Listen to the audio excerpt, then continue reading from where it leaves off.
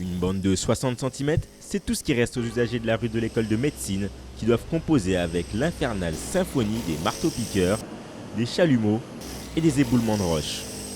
Pour réaliser des travaux d'étanchéité dans un parking souterrain, c'est toute la rue qui a été transformée en un énorme chantier, au grand désarroi des riverains. Tout est chamboulé pour moi. Alors j'espère que les travaux vont être fabuleux parce qu'ils nous ont tellement emmerdés.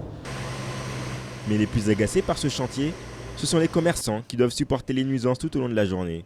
Dans ce petit salon de thé traditionnel, c'est toute l'ambiance cosy qui est mise à mal. Au niveau du bruit, c'est très perturbant et on a du mal à s'entendre avec le client.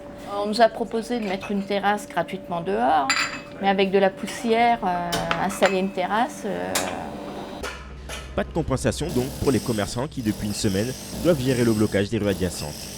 Face à cette situation, ils ont fondé une association afin de faire entendre les difficultés économiques auxquelles ils sont confrontés.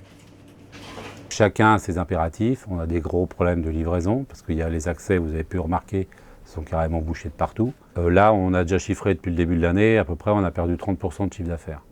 Sachant que ça va se répercuter plus tard, puisque on ne s'est pas fait, ce que je vous disais, de nouveaux clients. Sauf mauvaise surprise, le parking de la rue de l'école de médecine sera prêt fin août. Alfred Voupian pourra alors de nouveau méditer paisiblement.